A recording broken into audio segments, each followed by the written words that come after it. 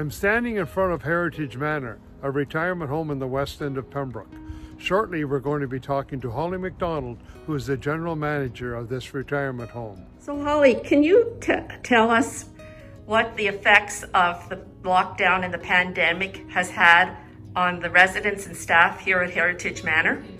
Our highest priority is the safety and well-being of our residents, their loved ones, our staff, and this past year we've been faced with so many unique challenges with this pandemic, and like so many around the world, we have felt that stress at different times. But I think one of the most beautiful things that has come through this pandemic is that we have all kind of banded together to do what we need to do to keep each other safe and ensure that, we're still here meeting our vision of making people's lives better for our residents.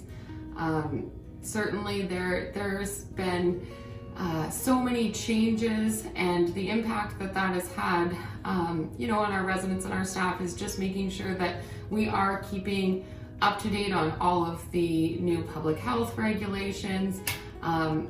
For us, we are in constant contact with public health, whether that be on phone, in person, or via email. And then we also have, we're fortunate to have the amazing support of our Chartwell corporate office. So anytime that there is a new regulation, whether that be about regarding visitor policy, any new personal protective equipment regulations that come into place, or like our current shutdown, we are receiving communication and direction and from both Chartwell, our corporate office, and public health. So we want to be really that trusted source that our residents and their families and our staff come to receive that information firsthand. And I could agree with what you said, Holly, because I've received your emails and they've been very helpful. Good. Having the essential caregiver list in place where residents can, ensure that they have at least those 2 people each month that can come in anytime. I think that has really lessened the impact this time around in the shutdown than it did originally. We're adapting all those special holiday functions that we would normally have. Like Remembrance Day, for example, we would always have the Pembroke Legion come in to do the Remembrance Day service, and of course they weren't able to this year. However, our lifestyle and program manager still made sure that, corsages were distributed to our residents, that we observed a moment of silence.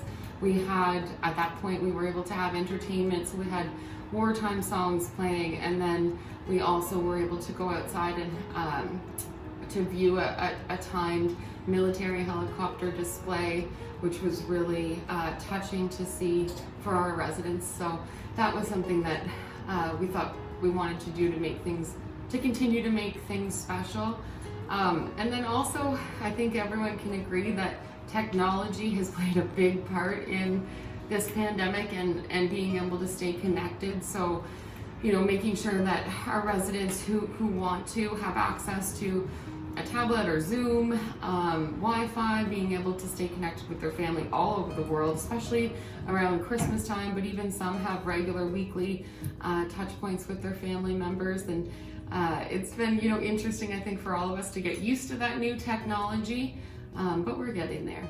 Holly, what strategies and guidelines have you had to implement here at Heritage Manor with this pandemic?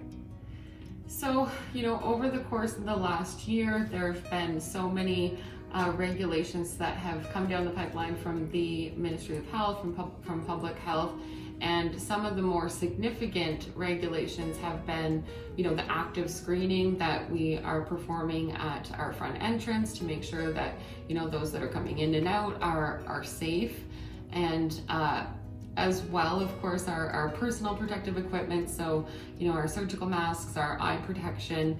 And I know that was initially a very big change for everyone to get used to, but it seems to be just second nature now as well. So interestingly enough, I had just received this information the other day on one of our regional COVID calls with Chartwell, and they had let us know that they've distributed to the homes almost 6 million pieces of PPE, which is just astronomical and amazing.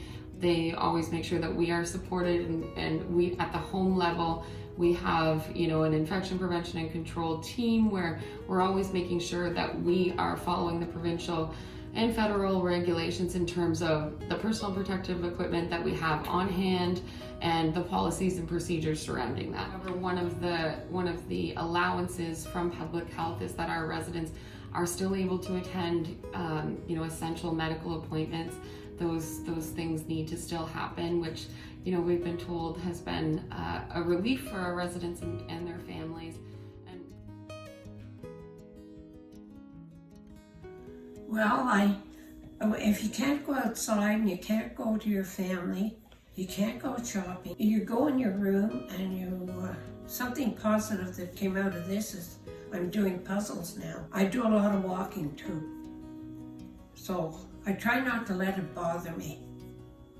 It's going to be over sometime. I'm so proud of the staff and the leadership team here, and being part of this family that we have. I see the amazing acts that everyone is displaying every day, and I kind of want the world to know. I think they would all be really proud as well. So I'm so grateful to our staff and our residents and their families for everything that they do every day. So thank you for the opportunity. Thank you, Holly. My It's pleasure. been so nice to be here with you and hear your input on this